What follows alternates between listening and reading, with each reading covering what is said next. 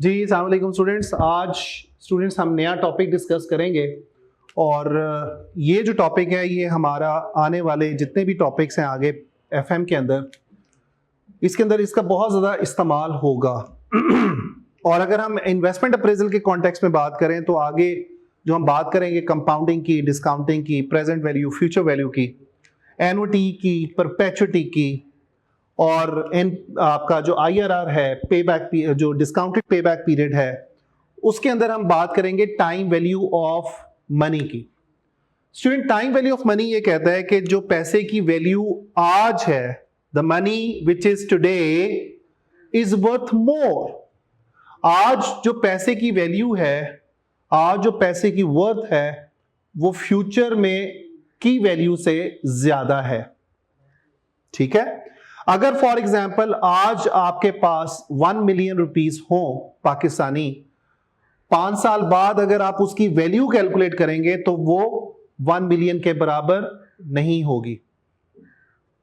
अब ये ऐसा क्यों है, इसके पीछे 3 या 4 मेन फैक्टर्स बिहाइंड इसके पीछे हैं। जो पहला फैक्टर है वो है जी पोटेंशियल फॉर अर्निंग इंटरेस्ट। देखें, आज का रेट ऑफ इंटरेस्ट आपके कल के रेट ऑफ इंटरेस्ट से फर्क हो सकता है।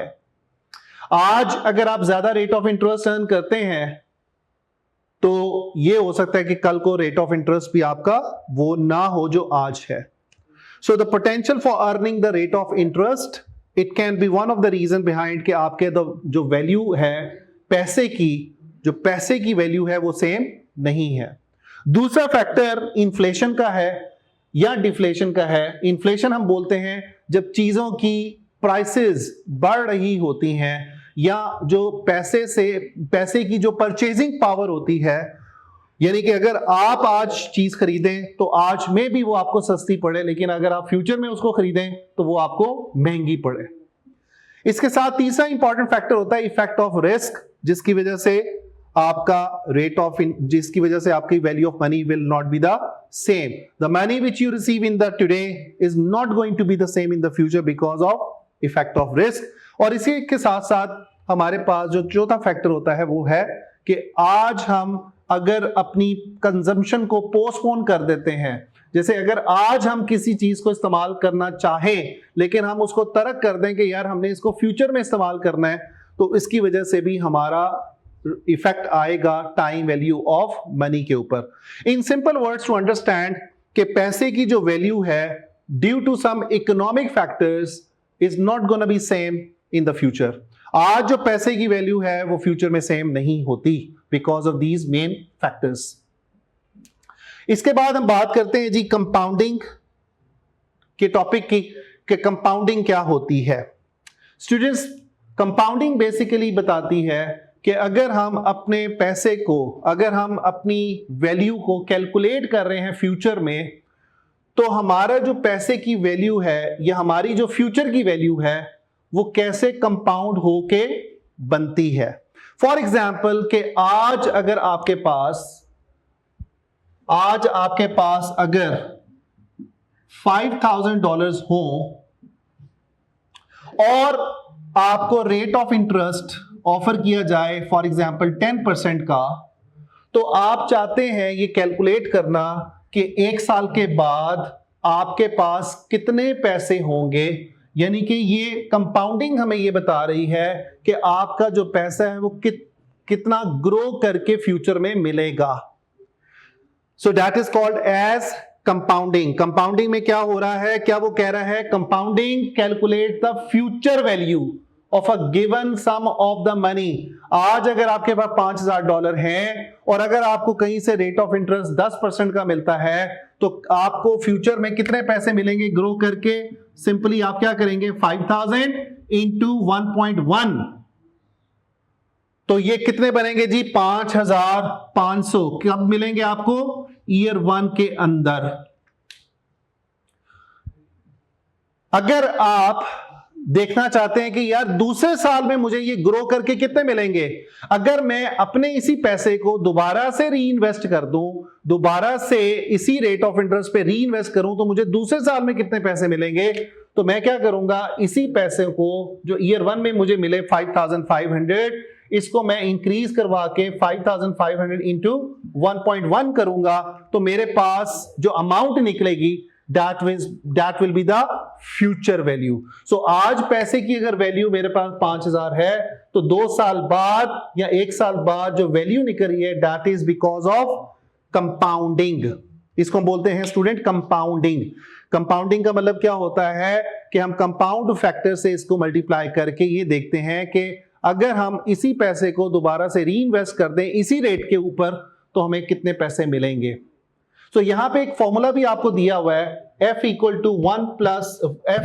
To P into 1 plus R raise to power N. इसको जरा समझ लें. F refers to the future value. चूंकि कंपाउंडिंग कर रहे हैं हम फ्यूचर की वैल्यू कैलकुलेट करने के लिए.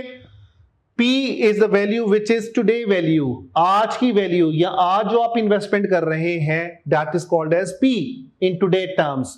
आज की वैल्यू जैसे कि इस एग्जांपल में आज प्रेजेंट वैल्यू कितनी है. आज की वैल्यू कितनी है 5000 आपकी जो जेब के अंदर है. अब यहां पे हमने क्या यूज किया बेसिकली हमने टाइम वैल्यू ऑफ मनी को इस्तेमाल किया और हमने ये देखा कि यार फ्यूचर में इसकी वैल्यू क्या होगी. 5000 की 1 साल बाद वैल्यू क्या होगी अगर मैं इसी को 10% पे री इन्वेस्ट करता हूं. उसके बाद R is a rate of interest पर पीरियड. हर साल का रेट ऑफ इंटरेस्ट आपको यहां पे दिया गया है और N is the number of periods कि जितने सालों के लिए आप कंपाउंडिंग कर रहे हैं दैट इज कैलकुलेटेड हियर. अब इसका जो फॉर्मूला यहां पे लिखा हुआ है that is F equal to future value is equal to the present value into 1 plus R raise to power N. अगर मैंने 2 साल के लिए फ्यूचर वैल्यू कैलकुलेट करनी है कि 2 साल बाद क्या होगी तो स्टूडेंट्स मैं क्या करूंगा प्रेजेंट वैल्यू 5000 दूंगा मल्टीप्लाई बाय 1 प्लस 0.1 जो कि रेट ऑफ इंटरेस्ट आपको दिया है 10% का. इसको मैं 2 साल के लिए ग्रो करवाऊंगा तो मेरे पास फ्यूचर वैल्यू निकल आएगी.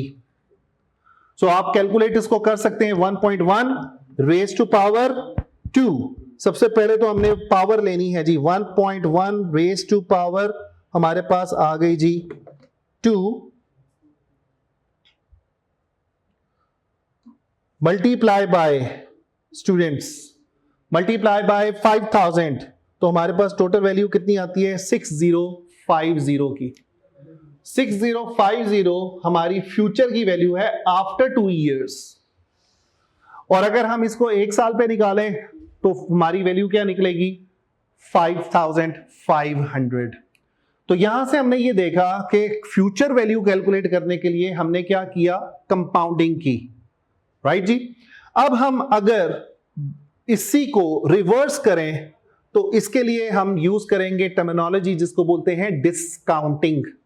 डिस्काउंटिंग का मतलब क्या हुआ कि अगर हमने इस वैल्यू को जो 6050 हमने निकाली है वैल्यू अब इस फ्यूचर वैल्यू को अगर हम कन्वर्ट करना चाहते हैं प्रेजेंट वैल्यू की बेस पे हम ये देखना चाहते हैं कि अगर ये 6050 फ्यूचर में मुझे पैसे मिले इसकी आज वर्थ कितनी है आज वैल्यू कितनी है तो उसके लिए हम प्रेजेंट वैल्यू कैलकुलेट करेंगे और प्रेजेंट वैल्यू कैलकुलेट करने के लिए हमें यहां पे डिस्काउंट करना पड़ेगा.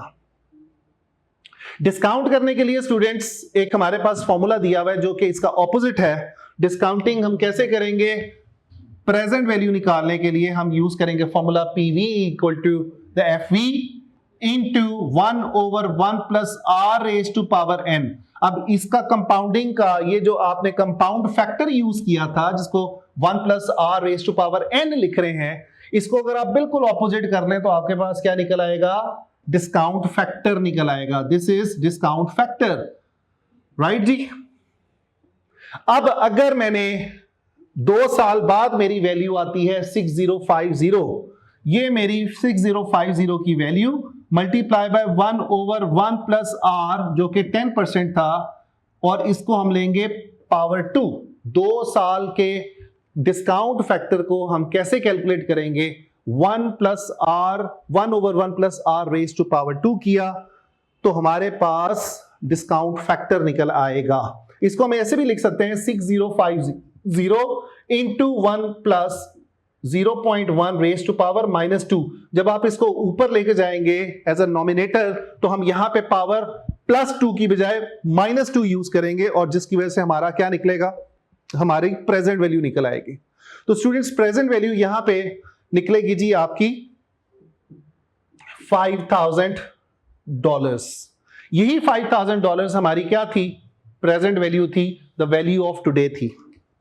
तो इन अ सिंपल अंडरस्टैंडिंग हमने ये सीखा कि हम फ्यूचर वैल्यू के लिए कंपाउंडिंग यूज करेंगे और हम डिस्काउंटिंग यूज करेंगे to calculate our present value. अब अगर हम इसको यहां पे स्टूडेंट्स देखते हैं कि ये कैसे हम इसको याद कर सकते हैं, कैसे मेमोराइज कर सकते हैं, तो इसके लिए आप एक टाइम लाइन जो है वो ड्रॉ कर सकते हैं और जो टाइम लाइन है वो आपको बताएगी कि वैल्यू ऑफ टुडे और वैल्यू ऑफ द फ्यूचर कैसे आप शो करेंगे। राइट जी। तो स्टूडेंट्स ये जितनी भी कैलकुलेशन हमने की, हमने कहा फॉर एग्जांपल के ईयर 0, ईयर 1 और ईयर 2। ईयर 0 मींस टुडे, आज की डेट, इट इज टुडे। ठीक है जी। आज हमारे पास कितनी इन्वेस्टमेंट थी, $5,000 की थी। This was the present value. अब इस प्रेजेंट वैल्यू को हमने ग्रो करवाया फॉर द नेक्स्ट ईयर, तो हमने यहां पे फ्यूचर वैल्यू निकाली थी 5,000 into 1 + 1 raised to power 1। Future value हमारी कितनी निकल आई थी, 5,500। फिर हमने इसको 5,000 को ग्रो करवाया फॉर 2 years, तो फ्यूचर वैल्यू हमारी कितनी निकलती, 5,000 इंटू 1 + 0.1 raised to power 2। तो जब आप 2 सालों के लिए इसको कंपाउंड कर रहे हैं तो इसका मतलब है यहां पे जाके हमारी जो फ्यूचर वैल्यू थी वो 6050 थी।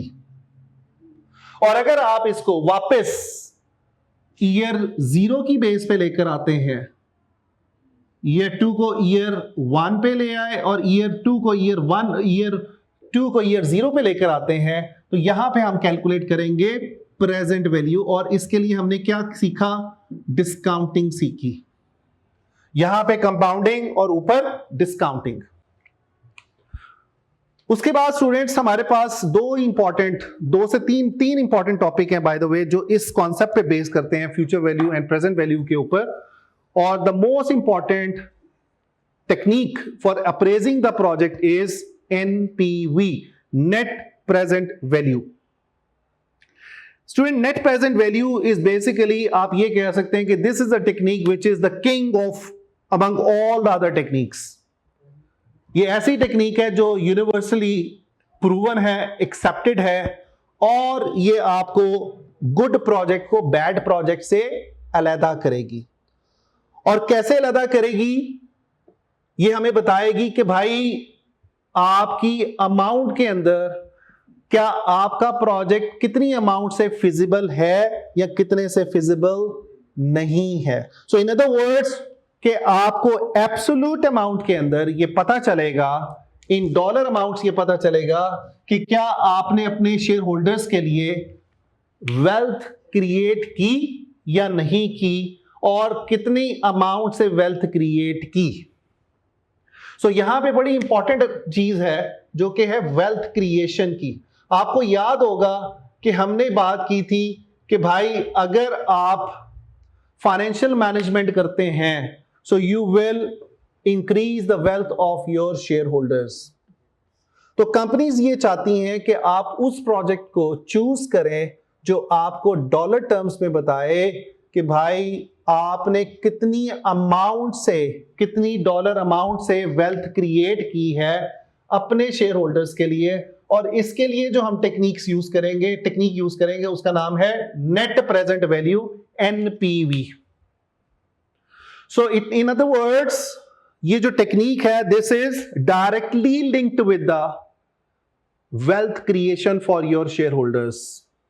और याद रखने वाली बात क्या मैंने बताई कि अगर फॉर एग्जांपल अगर ये NPV डॉलर पॉजिटिव है आपकी, तो इसका मतलब है कि आप इतनी अमाउंट से वेल्थ क्रिएट कर रहे हैं। और अगर आपकी NPV नेगेटिव में आ रही है, नेगेटिव डॉलर्स में आ रही है, तो इसका मतलब है you are not adding the value, you are distracting the value for the share holders.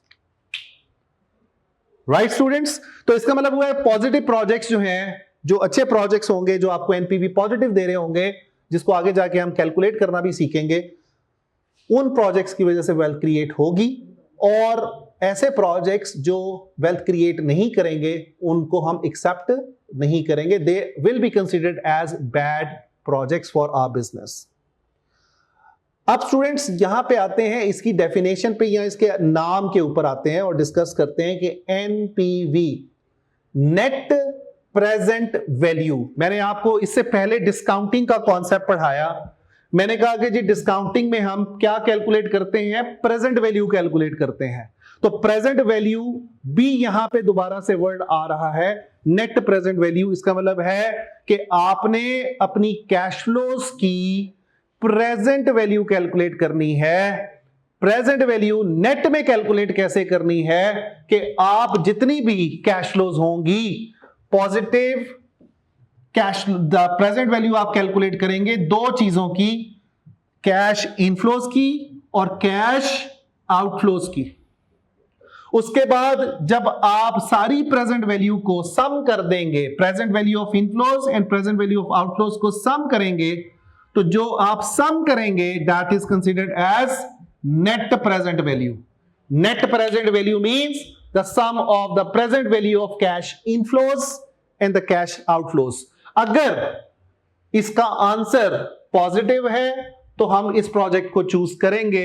In otherwise अगर आपकी एनपीवी नेगेटिव आती है उसको हम एक्सेप्ट नहीं करेंगे। सो यहां पे यही बात लिखी हुई है कि जी the project has a positive net present value, accepted, and if the NPV is negative you will reject it. अब स्टूडेंट्स आते हैं इसके स्टेप्स के ऊपर कि इसके मेन स्टेप्स क्या हैं और कैसे हम एनपीवी को यूज करेंगे। पहला स्टेप कहता है फोरकास्ट कैश फ्लोज। बड़ी इंपॉर्टेंट बात है, forecasting the cash flows. Cash flows जब भी जहन में आते हैं तो इससे मुराद होती है cash inflows and cash outflows. पैसे आना, इनफ्लोज, पैसे की receiving of the money, that is the cash inflows, and making the payment, cash outflows. अब सवाल यह पैदा होता है, अगर आपको कैश फ्लो स्टेटमेंट याद हो तो हमने तीन तरह की कैश फ्लोज की बात की थी स्टेटमेंट ऑफ कैश फ्लोज के अंदर। एक कहलाती है ऑपरेटिंग कैश फ्लोज, एक कहलाती है फाइनेंसिंग और एक कहलाती है इन्वेस्टिंग। यहां पे स्टूडेंट्स जो याद रखने वाली बात है, हम यहां पे दो तरह की कैश फ्लो से डील करेंगे। One will be the investing and the other one will be the operating cash flows. अब इन्वेस्टिंग कैश फ्लोज क्या होती हैं? दैट रेफर्स टू कि आप अपने पैसे को कहां पे इन्वेस्ट करते हैं। फॉर एग्जांपल आप कोई प्लांट और मशीनरी में इन्वेस्ट करते हैं, आप किसी और कंपनी के शेयर्स में इन्वेस्ट करते हैं, तो ऐसी कैश फ्लो जो इन्वेस्टमेंट पर्पसेस के लिए यूज की जाती हैं या ऐसी कैश फ्लो जो इन्वेस्टमेंट एक्टिविटी से रिलेट करती हैं उसको इन्वेस्टिंग कैश फ्लोज बोलते हैं। और ऑपरेटिंग कैश फ्लोज वो होती हैं जो आपकी day to day management of the business से रिलेट करती हैं।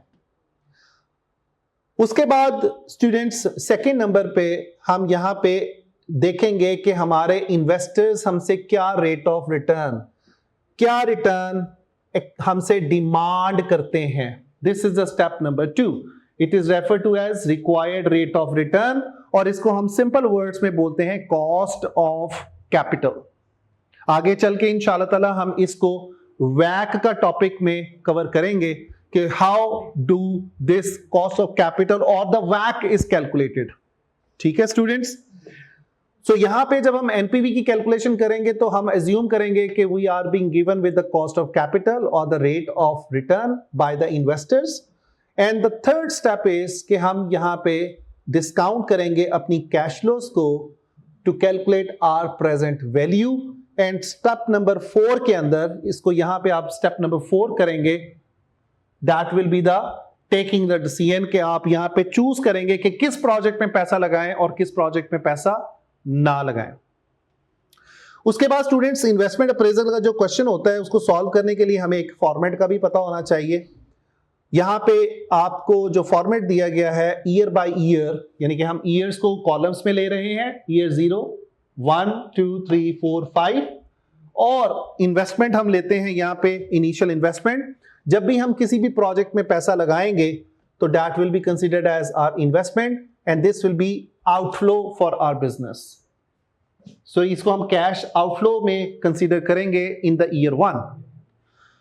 उसके बाद स्टूडेंट्स, अगर हमें कोई रेजिडुअल वैल्यू दी हुई है at the end of the life of the project, अगर हमें कोई कैश मिलता है by disposing of the project और by disposing of an asset, तो उसको हम बोलते हैं रेजिडुअल वैल्यू और इसको हम यहां पे इनफ्लो लेंगे। फॉर एग्जांपल, आपकी जो लाइफ यहां पे दी है 5 सालों की, तो ईयर 5 में जाके हम रेजिडुअल वैल्यू को पॉजिटिव कैश इनफ्लो के तौर पे शो करेंगे। उसके बाद tax savings on capital assets हैं आपके, जो टैक्स सेविंग अगर आपको हो रही है that will be giving you inflow. इसके साथ वर्किंग कैपिटल की रिलेटेड जो कैश फ्लोज हैं, वर्किंग करने के बाद हम इसको इस टेबल में लेकर आएंगे और फिर हम कैलकुलेट करेंगे net operating cash flows. Net operating cash flows के ऊपर फिर हम देखेंगे कि हमारा टैक्स कितना है। ठीक है स्टूडेंट्स, ये जो टैक्स है ये कैपिटल अलाउंसेस के ऊपर है, tax saving on capital allowances. So आगे चल के हमारे पास एडजस्टमेंट आएगी फॉर द टैक्स, हमारे पास एडजस्टमेंट आएगी फॉर द वर्किंग कैपिटल और हमारे पास और तरह की भी जो है एडजस्टमेंट्स एनपीवी में आएंगी। यहां पे जो आपको दिखाना मकसूद है वो सिर्फ ये है कि हम इस फॉर्मेट में कैसे एनपीवी को कैलकुलेट करते हैं। तो अगर आप गौर से देखें तो यहां पे नेट कैश फ्लोज आपको यहां पे रो में नेट कैश फ्लोज नजर आ रहे हैं और उसके बाद हम यहां पे डिस्काउंट फैक्टर जो हमें गिवन होगा we will be using that one to calculate the present value. जब हम सारी प्रेजेंट वैल्यू को ऐड करके हम कैलकुलेट क्या कर रहे होंगे, नेट प्रेजेंट वैल्यू। सो ये हमें फॉर्मेट इसको आगे चल के इस्तेमाल करना है जब हम कोई लॉन्ग क्वेश्चन जो है वो सॉल्व कर रहे होंगे। उसके बाद स्टूडेंट्स हम क्राइटेरिया के ऊपर आते हैं। जैसे हमने बाकी डिस्कस किया था कि जी हमारे क्राइटेरिया क्या होता है पे बैक पीरियड के लिए या आरओसी के लिए, तो यहां पे एनपीवी का क्राइटेरिया जो है मैंने शुरू में भी थोड़ा सा डिस्कस किया कि ऐसा प्रोजेक्ट जो आपको पॉजिटिव एनपीवी देगा हम उस प्रोजेक्ट को चूज करेंगे। लेकिन यहां पे एक बात आ रही है कंपैरिजन की। कंपैरिजन में हम ये कहते हैं कि ऐसे प्रोजेक्ट जो आपको पॉजिटिव हायर पॉजिटिव एनपीवी दें। फॉर एग्जांपल, अगर आपके पास ए प्रोजेक्ट है और बी प्रोजेक्ट है, ए प्रोजेक्ट आपको पॉजिटिव 1000 एनपीवी देता है और बी प्रोजेक्ट आपको 1200 पॉजिटिव एनपीवी देता है, तो कंपैरिजन करते हुए आप वो प्रोजेक्ट को चूज करेंगे जो आपको हायर पॉजिटिव एनपीवी ऑफर करेगा। अगर इस सूरत में दोनों ही आपकी एनपीवी पॉजिटिव है तो आप कहोगे कि I will choose the project B and then I will go for the project A. So इसको हम बोलते हैं कंपैरिजन रूल। उसके बाद फिजिबिलिटी रूल। जी, फिजिबिलिटी रूल के अंदर स्टूडेंट्स हम क्या करते हैं, हम अपने प्रोजेक्ट को एक्सेप्ट करते हैं with the positive NPV and we will reject the project which is of a negative NPV. ले स्टूडेंट्स, अब हम बात करने लगे हैं नेट प्रेजेंट वैल्यू की कैलकुलेशन की और उसके लिए जो डेटा है वो हम वही इस्तेमाल करेंगे जो हमने पे बैक पीरियड की कैलकुलेशन के लिए यूज किया था। लेकिन थोड़ा सा इसके अंदर एडजस्टमेंट आपके पास आ रही है स्क्रैप वैल्यू की।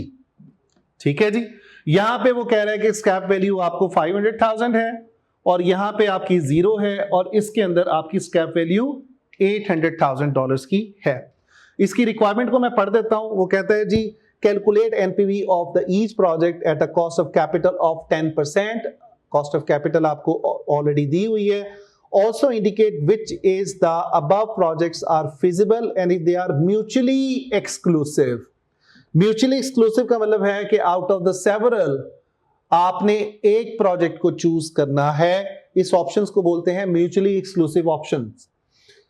Which one is better? अगर आपको इन तीनों प्रोजेक्ट्स में से एक चूज करना पड़े तो आप वो कौन से प्रोजेक्ट को चूज करेंगे? ऑब्वियसली वो प्रोजेक्ट जो आपको सबसे ज्यादा हाईएस्ट पॉजिटिव एनपीवी देगा आप उस प्रोजेक्ट को चूज करेंगे। राइट स्टूडेंट्स, तो अब हम इसको कैलकुलेट करते हैं ऑन द एक्सेल ताकि आपको आइडिया हो जाए कि एनपीवी एक्सेल पे कैसे कंप्यूट की जाएगी और आगे चल के हम उसको कैसे देखेंगे। ठीक है जी, एक मिनट दीजिएगा जी स्टूडेंट्स। तो ये एग्जांपल जो है हम एक्सेल पे सॉल्व करने जा रहे हैं और we will calculate the NPV of the project alpha, project beta and the project Charlie. तो यहां पे हम नाम देते हैं जी प्रोजेक्ट अल्फा का,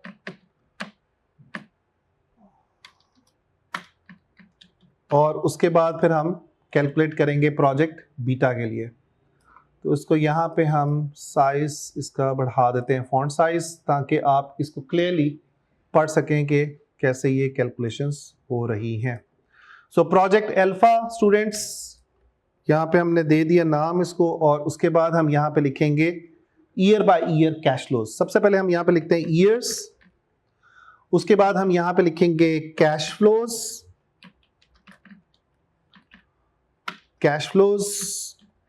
इन $1000।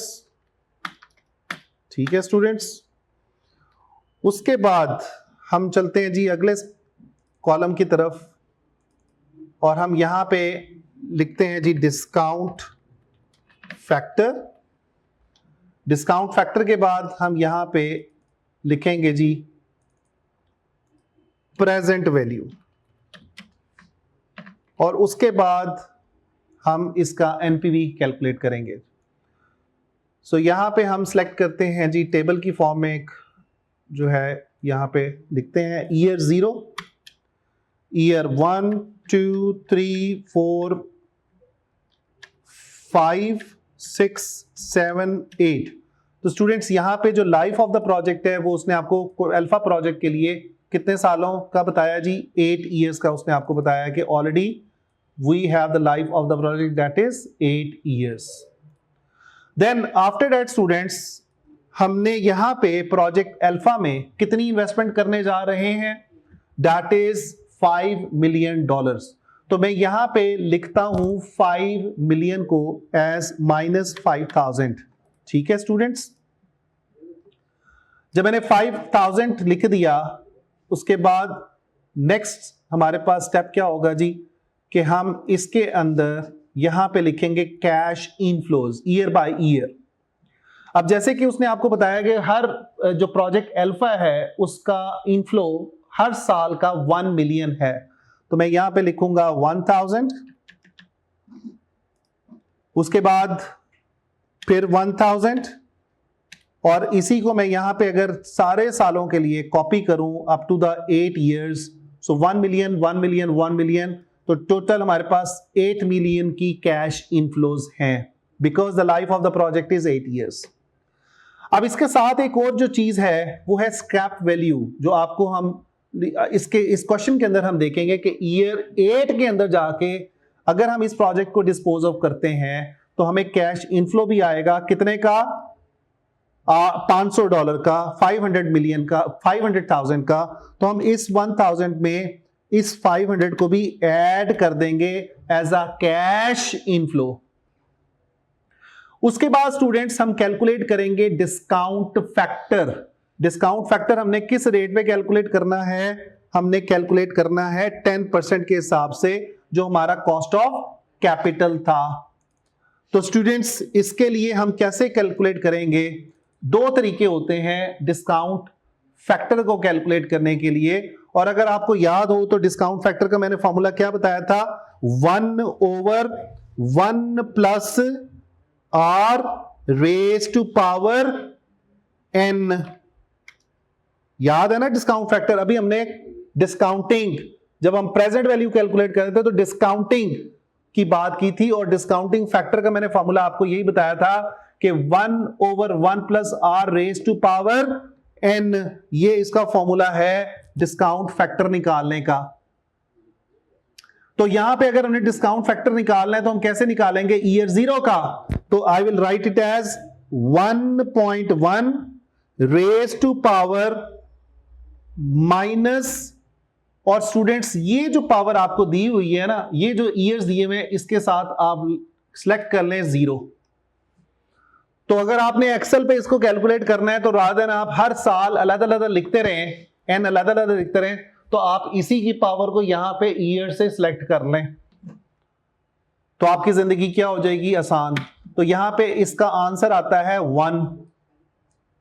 स्टूडेंट्स इसको आप 3 डेसिमल पे ओपन कर लें, 3 डेसिमल तक इसको प्रेजेंट वैल्यू डिस्काउंट फैक्टर को शो कर दें, और अगर आप इसी को नीचे कॉपी करेंगे तो अब ऑटोमेटिकली वो पावर क्या ले रहा है, इसी की पावर ले रहा है। अगर आप इसको सिलेक्ट करें, देखें तो इसकी 1.1 रेज टू पावर -1 उसने पावर ले ली। राइट स्टूडेंट्स, तो इससे हमें हर साल का डिस्काउंट फैक्टर निकालने में क्या हो जाएगी, आसानी हो जाएगी। अब अगर हमने प्रेजेंट वैल्यू निकालनी है, आपको मैंने फॉर्मूला बताया था, present value is equal to future value into 1 plus R raise to power, इसको हम ब्रैकेट में लिखेंगे 1 plus R raise to power -n। ठीक है स्टूडेंट्स, इसकी पावर हमने ये लेनी है ताकि हम अपना प्रेजेंट वैल्यू कैलकुलेट कर सकें। तो इसको हम स्मॉल n में लिख देते हैं और इसको हम स्मॉल r के अंदर लिख देते हैं, that is the cost of capital. अब सिंपली स्टूडेंट्स, ये मेरे पास फ्यूचर की कैश इनफ्लोज हैं और ये मेरे पास डिस्काउंट फैक्टर है। अगर मैं इन दोनों को आपस में मल्टीप्लाई कर दूं, दिस मल्टीप्लाई बाय दिस, तो मेरे पास प्रेजेंट वैल्यू 5000 नेगेटिव निकलती है। और अगर मैं इसी को नीचे ड्रैग कर दूं तो मेरे पास हर साल की प्रेजेंट वैल्यू उसने निकाल के दे दी 909, 826, 751 और एंड पे जाके 700। अब मैं क्या करता हूं, मैं इस सब को एनपीवी की, अगर आपको डेफिनेशन याद हो तो एनपीवी के अंदर मैंने क्या कहा था कि NPV is the sum of all the present value of inflows and the present value of outflows. तो अगर मैं इसको यहां पे सम करके सारी प्रेजेंट वैल्यू को ऐड कर दूं तो मेरे पास क्या निकलेगा, मेरे पास आंसर जो निकलेगा वो निकलता है एनपीवी की सूरत में, दैट इज $568 की आपके पास वैल्यू निकलती है ये पॉजिटिव। इसका मतलब है ये खास प्रोजेक्ट जो अल्फा है, अगर हम इसी को चूज करते हैं तो इसको चूज करने के लिए जो मेरे पास एनपीवी आ रही है that is a positive NPV. और अगर ये एक अकेला प्रोजेक्ट हो तो मैं क्या करूंगा, मैं इस प्रोजेक्ट को एक्सेप्ट कर दूंगा क्योंकि ये मेरी पॉजिटिव एनपीवी वाला प्रोजेक्ट होगा। उसके बाद स्टूडेंट्स हमारे पास जो नेक्स्ट प्रोजेक्ट है that is a project beta. Student project beta के लिए हम इसी को नीचे यहां पे कॉपी करेंगे और हम अपनी प्रेजेंट वैल्यू कैलकुलेट करेंगे। यहां पे सिर्फ मैं नाम इसका चेंज कर रहा हूं, that is the project beta. अब अगर आप देखें तो आपको प्रोजेक्ट बीटा के हवाले से प्रॉफिट्स दिए हुए हैं, आपको कैश फ्लोज नहीं दी। तो स्टूडेंट्स अगर आपको याद हो, हमने पे बैक पीरियड की एक एग्जांपल की थी और वहां पे हमने कैश फ्लोज प्रॉफिट से कैलकुलेट किए थे बाय एडिंग द डेप्रिसिएशन। तो ये जो कॉलम आपके, ये जो टेबल आपके पास बना हुआ है, हम इस टेबल को यूज करेंगे up to the cash flows. इसी को मैं यहां पे कॉपी करूंगा और इस एग्जांपल के हवाले से मैं इसको यहां पे जाके पेस्ट कर दूंगा कंट्रोल वी करके। अब आप देखें तो हमारे सामने स्टूडेंट्स जो कैलकुलेशन आ रही है वो किस चीज की आ रही है जी, कैश फ्लोज की कैलकुलेशन आ रही है। इसको हम बड़ा कर देते हैं और यहां पे देखते हैं फॉन्ट साइज 18 है, इसको भी हम फॉन्ट साइज रखते हैं जी 18 का, राइट। सो हमारे पास प्रॉफिट भी आ गया, प्रॉफिट जो दिया हुआ था। डेप्रिसिएशन हमने साल बाद साल कैलकुलेट किया जो कि स्ट्रेट लाइन मेथड डेप्रिसिएशन हमारा बनता था, और उसके बाद हमने कैश फ्लोज कैलकुलेट किए। आफ्टर दैट स्टूडेंट्स हमारा डिस्काउंट फैक्टर वही रहेगा। हम इस कॉलम को यहां से 5 सालों के लिए सिलेक्ट करते हैं, कंट्रोल सी, चूंकि हमारी जो लाइफ थी वो 5 इयर्स की थी, और इधर जाके हम इसको पेस्ट करते हैं। तो डिस्काउंट फैक्टर हमारे पास जो है वो पहले साल को तो उसने सही निकाला है, दूसरे साल का उसने आपके लिए गलत कैलकुलेट किया है। तो हम इसके लिए फॉर्मूला क्या लिखेंगे, 1.1 रेज टू पावर, जैसे मैंने आपको तरीका बताया, -1 का। तो डिस्काउंट फैक्टर उसने निकाल दिया 0.909। इसी को अगर आप कॉपी करें नीचे को तो हमारे पास जो वैल्यू बनती है स्टूडेंट्स, इसी फॉर्मूले को नीचे कॉपी किया तो अब देखते हैं कि हमारे पास क्या वैल्यू बनती है जी।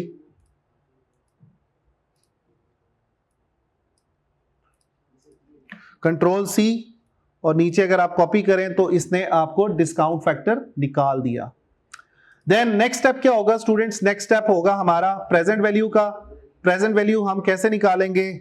इसी तरीके से जैसे हमने पिछले क्वेश्चन में निकाला था। यहां पे प्रेजेंट वैल्यू का कॉलम हम बनाएंगे और देखेंगे कि प्रेजेंट वैल्यू हमारी साल बार साल कितनी आती है। इसको हम कैसे कैलकुलेट करेंगे? Equal discount factor multiply by cash flows, so that is 2000 negative.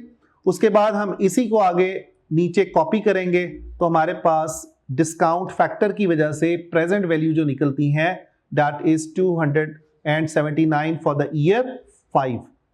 Student year 5 के अंदर कोई आपके पास प्रोजेक्ट बीटा के हवाले से there is no as such scrap value, तो यहां पे हमने स्क्रैप वैल्यू 0 लेनी है। अब उसके बाद स्टूडेंट्स हम इसकी कैलकुलेट करेंगे एनपीवी। तो कैसे एनपीवी कैलकुलेट होगी यहां पे हम देखते हैं जी। इन सारे पहले कॉलम्स को रोज को हम यहां पे नो बॉर्डर्स लगा के इसको गायब करते हैं। अब एनपीवी कैसे कैलकुलेट करनी है? NPV will be equal to net present value will be equal to, इसका फॉन्ट साइज हम बढ़ाएंगे ताकि हमारे पास वैल्यू जो है वो विजिबल हो। 18 पे हम इसको लेके जाते हैं। इसके लिए हम फॉर्मूला वही यूज करेंगे, द सम वाला formula, sum equal to from this to this और उसके बाद ब्रैकेट क्लोज। सो हमारे पास जो आंसर आता है एनपीवी का दैट इज 278। तो इस तरीके से स्टूडेंट्स हमने एनपीवी निकाली प्रोजेक्ट बीटा के लिए भी। तो एक दफा अगर आप इसको गौर से देखें तो हमारे पास ईयर बाय ईयर जो प्रॉफिट्स थे हमने सबसे पहले उसको कन्वर्ट किया कैश फ्लोज के अंदर और डेफिनेटली ये 1000 में है, ठीक है। इसके सामने आप 1000 लिख दें, ये भी हमारे पास 1000 में ही है और इसके बाद कैश फ्लोज ये भी हमारे पास $1000 में है। तो आपने ये सारी वैल्यूज को 1000 में जो है वो कन्वर्ट करके प्रेजेंट वैल्यू कैलकुलेट की और जो कि बनती है 278 पॉजिटिव। अब स्टूडेंट्स आते हैं हम प्रोजेक्ट चार्ली के ऊपर और प्रोजेक्ट चार्ली की हमने निकालनी है NPV with a scrap value of 800,000। तो ये जो एग्जांपल हमने पे बैक पीरियड की पहले प्रोजेक्ट चार्ली की हुई है वहीं से हम अपना डाटा जो है वो पिक करेंगे और लाइफ हमारे पास थी 5 इयर्स की, इन्वेस्टमेंट है हमारे पास $4,000 की। तो हम इसी टेबल को कॉपी करेंगे इस एग्जाम्पल के लिए और यहाँ पे नीचे जाके हम इसको पेस्ट कर देंगे और इसका फॉन्ट साइज क्या करेंगे जी, इसको यहाँ पे आप ले जाएं, दैट इज कंट्रोल एक्स करके इधर हम लेके गए और यहाँ पे हमने इसका फॉन्ट साइज रखा 18 का।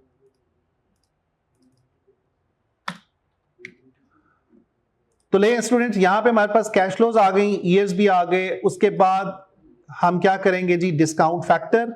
डिस्काउंट फैक्टर वही होंगे जो हमने यहां पे कैलकुलेट किए हुए हैं ऊपर।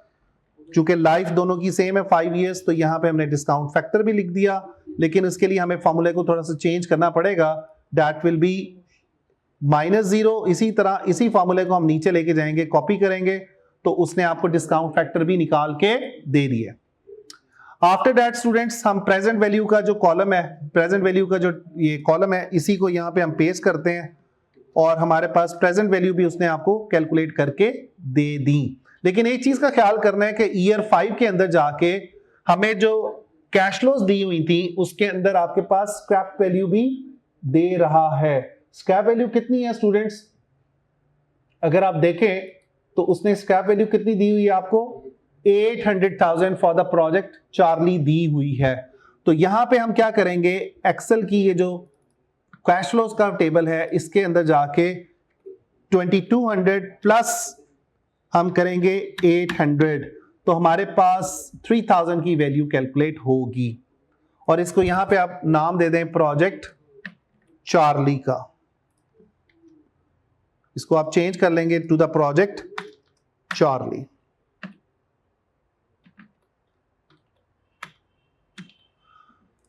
ले स्टूडेंट्स यहां पे हमारे पास हर साल की प्रेजेंट वैल्यू भी निकल आई। उसके बाद हमने क्या कैलकुलेट करना है, एनपीवी कैलकुलेट करनी है और कैसे करेंगे, वही फॉर्मूला सम वाला, सारी प्रेजेंट वैल्यू को आप एड अप कर देंगे तो हमारे पास निकलती है जी 1699 पॉजिटिव एनपीवी। अब क्वेश्चन के अंदर वो कह रहा था कि जी आप बताएं कि अगर आप इन 3 प्रोजेक्ट्स में से एक प्रोजेक्ट को चूज करेंगे तो वो कौन से प्रोजेक्ट को चूज करेंगे? That will be the project Charlie. So A project आपको अल्फा प्रोजेक्ट 278 का 568 का एनपीवी दे रहा है पॉजिटिव। उसके बाद प्रोजेक्ट बीटा जो है वो आपको 278 और प्रोजेक्ट चार्ली जो है आपको 1699 जो है उसकी प्रेजेंट वैल्यू ऑफर कर रहा है। सो इट मींस कि you will go for the project Charlie, इसलिए कि उसने क्वेश्चन में बड़ा क्लियरली कहा था कि you will be choosing the project which is mutually exclusive. So mutually exclusive का यहां से मुराद क्या थी कि हमने एक बेस्ट ऑप्शन को आउट ऑफ सेवरल हमने चूज करना था, तो we will choose for the project Charlie. This is gonna be our chosen project, इसको हम यहां पे हाईलाइट कर लेंगे। तो इस तरह हमने स्टूडेंट्स इन तीनों प्रोजेक्ट्स की एनपीवी कैलकुलेट की। अगर आपका कोई सवाल है तो आप मुझसे पूछ सकते हैं।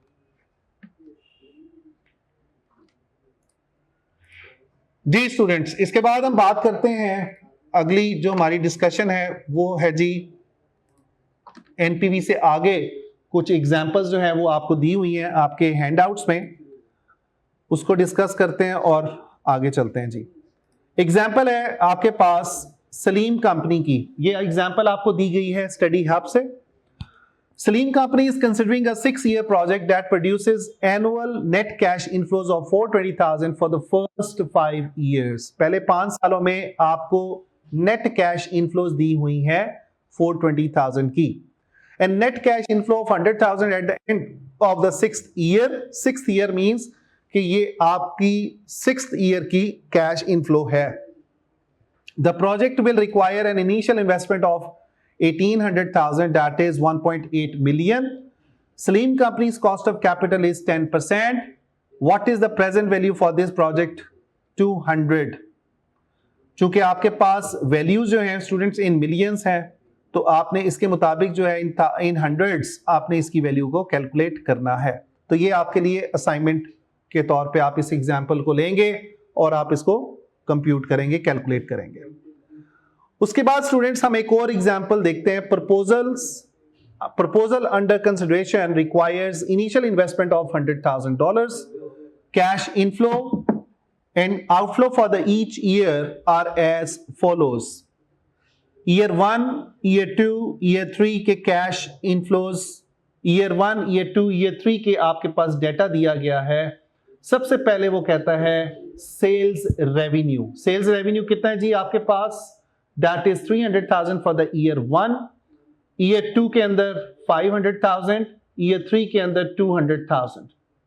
वेरिएबल कॉस्ट आपको दी हुई है स्टूडेंट्स, दैट इज 200, 300, $150,000 की। उसके बाद taxes payable each year at the rate of 30%। Discount rate आपको जो है वो बताया हुआ है, that is weighted average of 10%। Weighted average cost of capital is 10%। आप इसको करेक्ट कर लीजिएगा, इट इज 1 to 1 को आप डिलीट कर दीजिएगा, और weighted average cost of capital आपको दी हुई है जी 10% का रेट दिया हुआ है। Calculate the net present value and comment on the acceptability of the proposal. आप प्रोजेक्ट को अप्रेस करेंगे और देखेंगे कि आपके पास क्या प्रोजेक्ट फिजिबल है या नहीं। तो स्टूडेंट इसको कैलकुलेट करने के लिए सबसे पहले आपको कैश फ्लो कैलकुलेट करना पड़ेगा, और कैश फ्लो कैलकुलेट करने के लिए स्टूडेंट्स हमें क्या करना पड़ेगा? We have to take the variable cost out of the sales revenue. यानी कि हम जो कंट्रीब्यूशन कैलकुलेट करेंगे, कंट्रीब्यूशन का मतलब क्या होता है? सेल्स में से वेरिएबल कॉस्ट को माइनस करेंगे और हमारे पास कंट्रीब्यूशन निकलेगा, और उस कंट्रीब्यूशन की बेस पे हम ये कहेंगे कि दिस जो कंट्रीब्यूशन है that is our cash inflow. Sales revenue में से कॉस्ट माइनस की, तो यहां पे हमारे पास आंसर आएगा 100,000 का। ईयर 2 में 200,000, ईयर 3 में 50,000। तो जब आपने कैश इनफ्लोस कैलकुलेट किए ईयर बाय ईयर, तो इस तरीके से आपके पास कैश इनफ्लोस कैलकुलेट होंगे। अब रीजन इसका क्या है कि the contribution is just like your contribution, it is just like your cash inflows by the way the contribution is.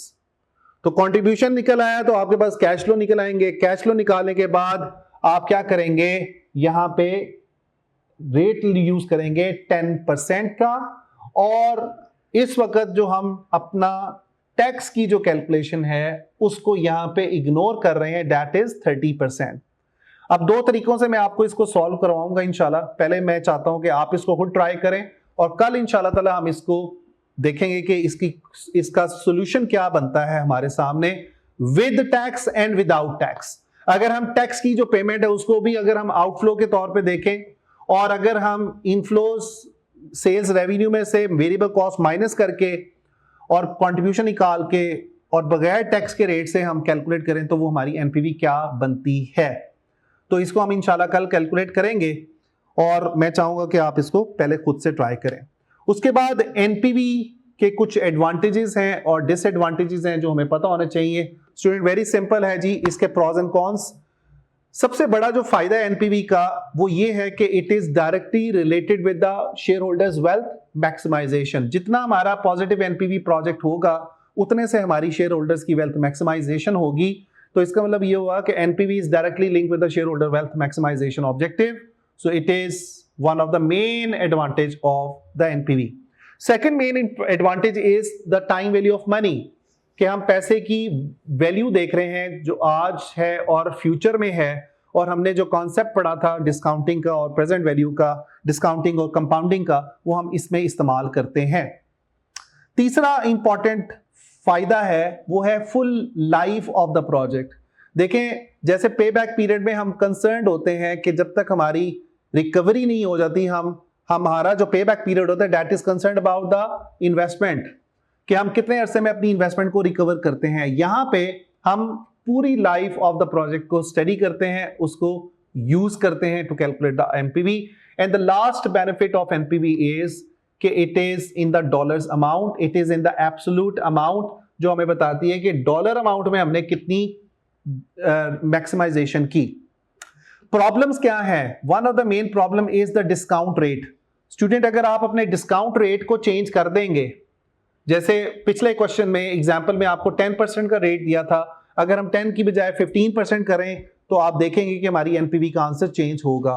तो डिस्काउंट रेट अगर हम गलत इस्तेमाल करते हैं या हायर रेट इस्तेमाल करेंगे तो एनपीवी कम हो जाएगी, और अगर हम लोअर रेट इस्तेमाल करेंगे तो एनपीवी बढ़ जाएगी। इसका ये one of the main problem है। दूसरा मेन प्रॉब्लम है कि आप कौन सी ऑर्गेनाइजेशन में एनपीवी को इस्तेमाल कर रहे हैं। अगर आप नॉट फॉर प्रॉफिट ऑर्गेनाइजेशन में हैं या आप प्रॉफिट सीकिंग ऑर्गेनाइजेशन में हैं तो वहां पे हमें डिफिकल्टी फेस करनी पड़ सकती है। और उसके बाद तीसरा इंपॉर्टेंट प्रॉब्लम है that is the complex calculation. Complex इसलिए है कि आपके पास कैश फ्लो की इंफॉर्मेशन होनी चाहिए, और उसके बाद आपके पास जो है वो डिस्काउंट रेट एप्रोप्रिएट हो, एक्यूरेट हो, और इसके बाद हम आगे चल के और भी बातें करेंगे जिसमें हमारे पास कुछ एडजस्टमेंट आएंगी जिसकी वजह से हमारा एनपीवी की कैलकुलेशन कॉम्प्लेक्स बनेगी। ठीक है, तो ये हमारे मेन प्रॉब्लम्स हैं एनपीवी को लेके। कल इंशाल्लाह ताला स्टूडेंट्स हम आईआरआर को कंप्लीट करेंगे, और इंशाल्लाह इसके बाद आईआरआर को कंप्लीट करने के बाद हम फिर आगे बात करेंगे अपनी डिस्काउंटेड पे बैक पीरियड की। डिस्काउंटेड पे बैक पीरियड अगर कंप्लीट हो जाता है और साथ बीच में हमारे और कॉन्सेप्ट भी आएंगे जैसे एनओटी है, परपेचुटी है, और इसको कंप्लीट करने के बाद then we will talk about our adjustments in the NPV. ठीक है जी, तो इंशाल्लाह कल होती है मुलाकात। Thank you very much.